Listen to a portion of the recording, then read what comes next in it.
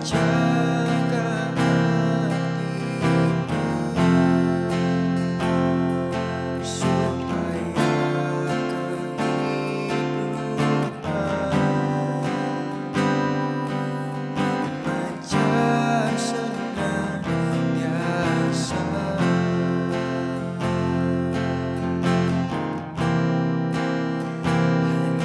dekat kasihmu Bapa.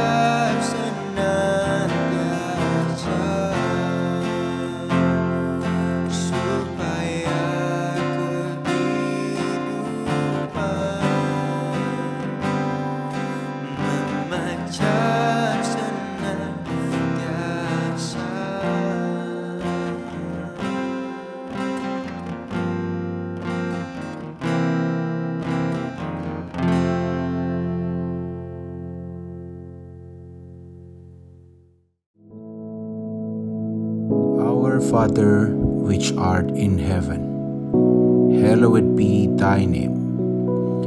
Thy kingdom come, thy will be done in earth as it is in heaven. Give us this day our daily bread, and forgive us our debts, as we forgive our debtors. And lead us not into temptation, but deliver us from evil. For thine is the kingdom, and the power, and the glory, forever. Amen.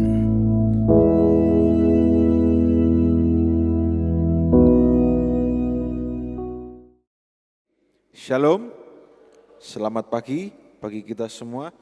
Mari sama-sama buka di dalam Yesaya pasal yang ke-49 ayat yang keempat. Mari kita baca bersama-sama. 1, 2, 3.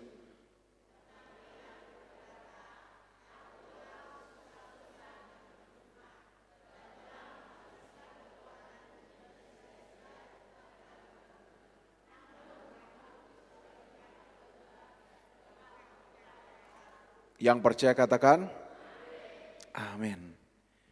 Terkadang ketika kita menjalani kehidupan ini, kita merasa bahwa aku sudah melakukan semuanya.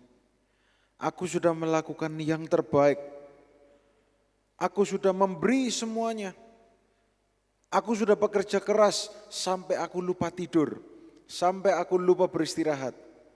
Tapi pertanyaannya adalah, apakah kita melibatkan Allah atau tidak?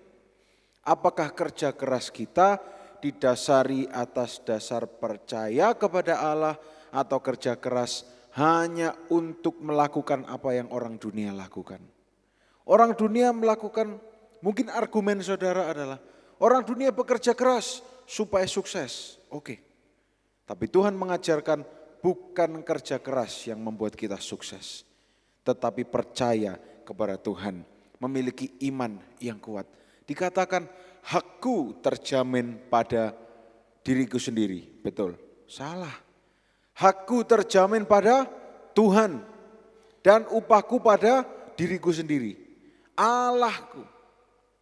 Segala jerih lelah kita memang tidak sia-sia. Tetapi jerih lelah kita lakukan untuk apa? Kita harus mengetahui ini bersama-sama.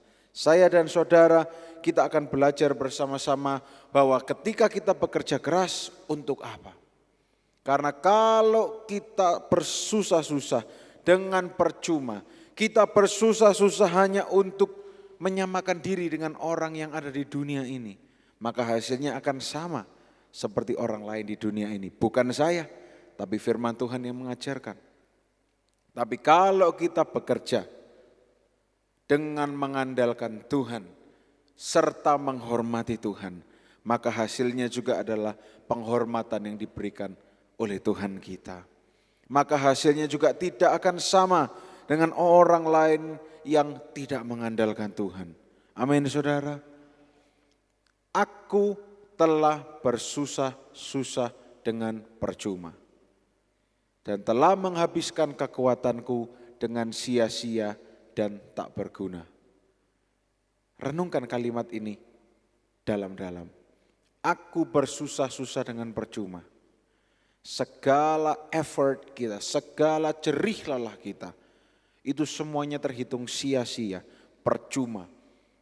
Apabila kita tidak memandang Tuhan. Apabila kita bekerja keras, mungkin argumen saudara, saya tulang punggung keluarga, saya harus bekerja yang terbaik. Tapi firman Tuhan mengajarkan, percuma engkau bekerja keras kalau tidak melibatkan Tuhan. Tapi ketika engkau melibatkan Tuhan, ketika engkau bekerja keras, belum bekerja keras, Tuhan sudah meringankan pekerjaan saudara semuanya. Banyak hal, banyak mujizat yang bisa terjadi. Pada pagi hari ini kita akan sama-sama belajar dari ayat ini. Mari kita lanjut kepada Yohanes pasal yang pertama. Nanti kita akan kembali ke Yesaya ini. Kita lanjut kepada Yohanes pasal yang pertama ayat yang ke-10 dan 11. Ayat ini terlebih dahulu, baru nanti kita kembali kepada Yesaya. Pasal 1, Yohanes pasal 1 ayat 10 dan 11, kita akan simak bersama-sama. Ia telah ada di dalam dunia dan dunia dijadikan olehnya, tetapi dunia tidak mengenalnya. Ia datang kepada milik kepunyaannya, tetapi orang-orang kepunyaannya itu tidak menerimanya. Kita perhatikan dari karya Yesus di dunia ini. Apakah Yesus bekerja keras? Tidak. Yesus bekerja menurut perintah Bapaknya. Pertanyaan ini akan saya kembalikan pada saudara. Apakah kita bekerja keras atau kita bekerja menurut kehendak Bapa kita?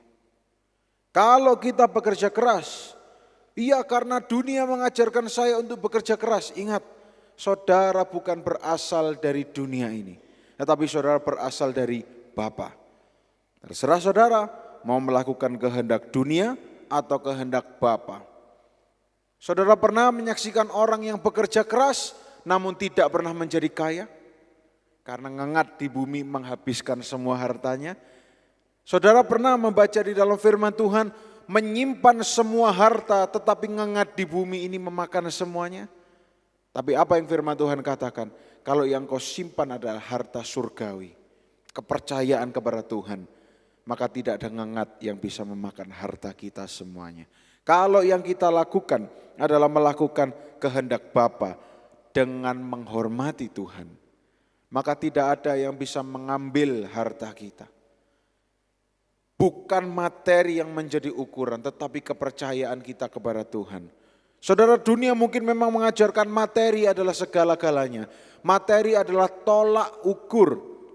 Tapi Tuhan mengajarkan sesuatu yang lebih sederhana dan lebih kaya dan lebih dalam. Bahwa materi itu bukan tolak ukur. Karena Tuhan, saudara ingat Kejadian pasal 1. Bagaimana Tuhan menciptakan meter atau materi. Jadilah, jadilah, jadilah. Dunia tidak mengerti ini. Dunia menganggap bahwa materi itu harus dikejar. Tapi Tuhan dengan mudahnya menuliskan dalam kitab Kejadian, jadilah, jadilah. Saudara butuh apa? Saudara butuh uang misalnya, karena itu yang paling dibutuhkan. Saudara butuh uang ketika saudara tidak membuang-buang tenaga dengan percuma untuk mengejar uang, tetapi saudara lebih mengejar, menghormati Tuhan, maka Tuhan akan dengan mudahnya, jadilah. Kebutuhanmu, jadilah. Firman Tuhan mengajarkan ini. Tapi saya percaya semua jemaat di tempat ini sudah memiliki paradigma yang baru. Pola pikir yang baru. Kita bekerja bukan menjadi hamba uang, tetapi kita bekerja menjadi hamba Allah. Dalam pekerjaan kita, kita tetap menghormati Allah kita. Ada amin? Karena ketika kita menghormati Allah, dan ketika Allah menghormati kita, maka jadilah ini. Jadilah ini. Deal bisnis, kesepakatan bisnis yang tadinya nampak bubar terjadi ketika kita menghormati Allah. Tapi ketika kita mengandalkan kekuatan manusia, semuanya akan terjadi seperti yang ada di dunia ini. Tetapi kok banyak orang yang tidak mengenal Allah tapi tetap sukses? Pasti pertanyaannya muncul seperti itu. Kalau gitu enggak perlu mengenal Allah. Karena di luar Allah banyak orang yang sukses. Bukan wewenang kita untuk menilai. Berapa banyak orang yang sukses karena berjualan barang-barang terlarang, obat-obat psikotropika, tapi mereka sukses. Oh luar biasa, sangat kaya. Bukan wewenang kita. Kita tidak diciptakan untuk menghakimi mereka. Mereka kok sukses sepanjang keturunannya, mungkin 7 turunan sukses terus. Bukan wilayah kita untuk memberi penghakiman. Bagian kita cuma melakukan apa yang firman Tuhan suruh. Sederhana, tapi terkadang kita membuat komplikasi demi komplikasi. Kita membuat masalah yang baru dengan pola pikir kita yang kurang percaya pada Tuhan. Nah pagi hari ini, kita kembali kepada Yesaya terlebih dahulu. Yesaya pasal 49 ayat yang keempat. Kita kembali lagi dikatakan, aku telah bersusah-susah dengan percuma dan telah menghabiskan kekuatanku dengan sia-sia dan tak berguna. Kalau kita berbicara mengenai kesia-siaan dan ketidakbergunaan, saudara tidak perlu kecil hati. Karena apa? 2000 tahun yang lalu, Yesus pun ketika dia berkarya di dunia ini, dia dipandang remeh.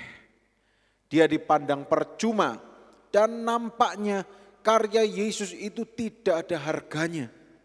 Kalau saudara tidak percaya, saudara buka di Perjanjian Baru, cari kisah Tuhan Yesus dalam kitab Injil, berapa kali Yesus dicemooh, berapa kali Yesus diumpat, berapa kali orang yang menghina Yesus, bahkan orang Farisi, ahli Taurat. Yesus sendiri karyanya dianggap percuma oleh orang-orangnya sendiri. Tadi Yohanes pasal 1 ayat yang ke-11 menulis bahwa Yesus sendiri tidak diterima oleh orang-orang yang mau diselamatkan oleh Yesus. Yesus sendiri tidak diterima. Kalau hari-hari ini saudara kita sedang mengalami penolakan, biasa. Tuhan Yesus sendiri juga ditolak karena mereka tidak tahu. Mungkin nanti ada saatnya di mana kita bisa bilang, Tuhan ampunilah, karena mereka tidak tahu apa yang mereka berbuat. Mungkin ada saatnya demikian, kita akan mengatakan itu. Tapi saudara, yang jelas kita harus tahu bahwa ketika kita berada di dunia ini, memang banyak penolakan dari banyak orang. Memang banyak judgement yang tidak seimbang. Penghakiman demi penghakiman yang tidak seimbang. Kalau kita lihat di dunia ini, saya memang masih lebih muda dari saudara sebagian besar, tapi saya memiliki anggapan bahwa di dunia ini saudara, orang-orang telah dicetak sebagai orang-orang yang judgmental, menghakimi apapun itu langsung dihakimi. Dan menurut saya ini tidak ada hal yang membangun di dalamnya. Sedikit ada sesuatu dikomentari, dihakimi dan seterusnya. Sedikit ada hal yang lain dikomentari, dihakimi. Bukan wewenangnya tapi dihakimi. Bukan wewenangnya tapi ditanggapi. Bayangkan misalnya saja seorang montir menanggapi masakan yang kurang enak, bukan wilayahnya. Simpelnya seperti itu. Seseorang yang ahli di bidang hukum menanggapi soal yang lain. Ini bukan wilayahnya. Nah, kita harus tetap di dalam wilayah kita. Apa wilayah kita? Menghormati Tuhan, berjalan di jalur Tuhan, melekat kepada Tuhan, ya itu sajalah. Tidak usah ngurusi yang lain. Karena ketika kita ngurusi yang lain, kemudian kita salah bicara, maka hal-hal yang buruk itu rentetan akan terjadi. Lebih baik tidak usah berkomentar. Tapi di tempat ini tidak ada saudara tenang, hanya ada di kutub barat dan kutub timur. Karena terlalu sering kutub utara dan selatan, sekarang ganti kutub barat sama timur aja saudara. Di sini tidak ada, amin. Di sini semuanya memilih untuk percaya pada Tuhan. Walaupun kondisi politik begini, walaupun harga naik atau turun, aku tetap percaya. Tuhan sanggup, amin. Mungkin saudara yang punya toko, harganya barang-barang sedang turun semua. Tidak mustahil, Tuhan akan membuat sesuatu mujizat. Apa itu? Nantikan saja. Saya tidak bisa kasih contoh, karena saya tidak punya toko saudara. Karena saya juga tidak tahu apa yang Tuhan sanggup untuk lakukan. Tapi ingat, kalau Tuhan pada awal penciptaan hanya menciptakan alam semesta dengan berkata, jadilah, jadilah. Dan 500 juta galaksi yang begitu besar yang disebut alam semesta itu jadi. Bukan Big Bang Theory, tapi teori Alkitab. Alam menciptakan semuanya hanya dengan jadilah, jadilah. Maka Allah juga sanggup memberkati usaha saudara, toko saudara, pabrik saudara, bengkel saudara, rumah tangga saudara. Ingat, setiap amin yang keluar dari dalam hati dihitung di surga. Amin. Haleluya. Kita kembali kepada ayat ini. Kita perhatikan ayat yang keempat saudara. Ketika kita lihat di sini dikatakan, Yesaya menuliskan bahwa haknya terjamin pada Tuhan dan upahnya juga terjamin pada Allahnya. Yesaya mengajarkan pada kita bahwa Tuhan Yesus memiliki sesuatu yang saya bisa sebutkan sebagai perfect confidence, kepercayaan yang sempurna kepada Bapaknya. Nah, ini perlu kita miliki. Mari katakan bersama dengan saya, kepercayaan yang sempurna. Amin. Kepercayaan akan karya Allah. Dan Yesus ketika ada di dunia ini, dia tidak pernah menjadi kecil hati. Yesus tidak pernah menjadi orang yang lemah iman. Karena Yesus tahu siapa Bapaknya dan apa yang Bapaknya sanggup untuk berbuat. Bahkan yang paling bagi saya ini mengharukan. Yesus meninggalkan nama besarnya. Yesus meninggalkan reputasinya.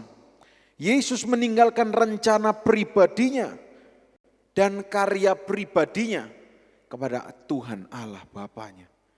Seringkali kita manusia, kita tidak mau meninggalkan atau menanggalkan nama kita, reputasi kita, rencana kita. Seringkali kita menganggap reputasiku harus dijaga, nama besarku harus dijaga, rencanaku harus tetap terjaga. Planning usahaku tahun ini harus tetap terjaga. Ini manusia. Berapa banyak yang demikian, silakan angkat hati bukan angkat tangan. Biar Tuhan ganti dengan hati yang baru. Seringkali kita tidak sadar, kita berusaha untuk menjaga reputasi supaya usaha kita tetap berjalan dengan baik. Tapi Tuhan mengajarkan, Yesus sendiri menanggalkan reputasinya sebagai anak raja. Dan dihina, dicaci maki, bahkan di kayu salib diludahi. Saudara, penghinaan yang sangat besar. Yesus menanggalkan semuanya, padahal sebenarnya dengan mudah Yesus bisa membunuh semua orang yang menghinanya. Tapi Yesus menanggalkan semuanya. Saya percaya kita bisa mengambil contoh dari Tuhan Yesus. Amin. Kita tanggalkan nama besar kita. Oh, dalam nama Yesus kita akan belajar untuk menanggalkan segala keakuan kita. Dan kita mempercayakannya semua kepada Tuhan. Memang mungkin kita tidak bisa melihat apa yang akan terjadi. Tapi kalau kita sudah tanggalkan semuanya, maka tidak ada lagi beban, saudara. Final outcome, hasil akhir yang akan tercapai, kita juga tidak tahu. Tapi yang jelas, hal yang paling luar biasa, orang yang percaya pada Tuhan, yang menghormati Tuhan, tidak akan dibiarkan sendirian. Amin, saudara. Ayat ini akan saya jadikan ayat yang terakhir pada pagi hari ini. Hakku terjamin pada Tuhan dan upahku pada Allahku. Hakku bukan terjamin pada diriku atau bosku atau rekan kerjaku. Upahku bukan terjamin pada bagian yang memberikan gaji, tetapi pada Allahku. Memang kita harus sadar bahwa di dunia ini kondisinya adalah buruk, semakin buruk dan memburuk. Oleh karena itu kita harus terus-menerus waspada. Apakah kita sedang mengikuti pola dunia atau kita sedang mengikuti pola yang ditunjukkan oleh Allah kita. Kalau kita mengikuti pola dunia, saudara, ya jadi seperti dunia. Kalau kita mengikuti pola Allah kita, ya jadi seperti Allah kita. Roma 12 ayat 2, camkan ini terus. Menghadapi dunia yang buruk, ingat bahwa jangan menjadi serupa dengan dunia. Kalau dunia terpuruk, jangan mau terpuruk. Tetap mengikut Tuhan.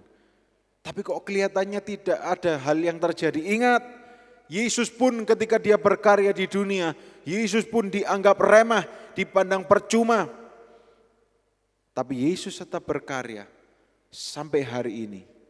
Karyanya masih kita nikmati semuanya. Amin. Kalau saudara sedang dipandang remeh, kalau saudara sedang dianggap percuma, ingat Yesus dulu juga begitu. Tapi Yesus tidak menyerah. Malahan Yesus menanggalkan nama besarnya, menanggalkan reputasinya, menanggalkan akunya. Dan Yesus memilih untuk menyerahkan semuanya pada rencana Bapaknya yang di surga. Mari kita bangkit berdiri bersama-sama.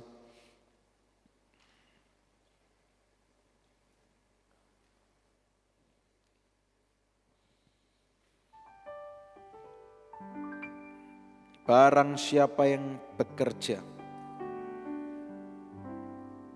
serahkan diri kepada Tuhan dan kerjanya kepada Tuhan, dan tetap beriman kepada Tuhan.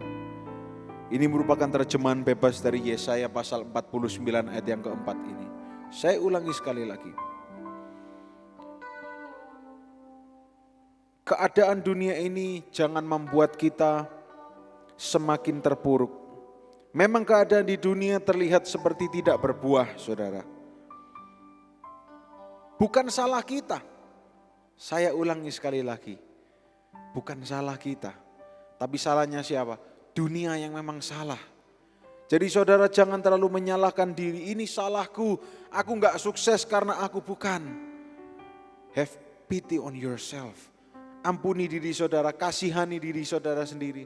Bukan salah saudara. Tapi memang kondisi dunia demikian. Tapi ingat, barang siapa yang berkarya, barang siapa yang melakukan apa saja, lakukan seperti Kristus lakukan. Serahkan dirimu dan karyamu kepada Tuhan dan terus bekerja keras di dalam imanmu. Tetap percaya, jangan menyerah. Mujizat ada di depan kita, saudara. Seberapa jauh, ratusan kilometer, jutaan kilometer, Tuhan sanggup untuk membawa kita ke sana. Asalkan kita tetap percaya. Mari katakan bersama saya, aku percaya Tuhanku ajaib, Kau turun tangan. Amin. Aku percaya Tuhan. Oh haleluya. Kau turun tangan memberkatiku. Sekali lagi bersama-sama kita katakan, aku percaya, percaya Tuhanku ajaib, Kau turun tangan. Aku percaya,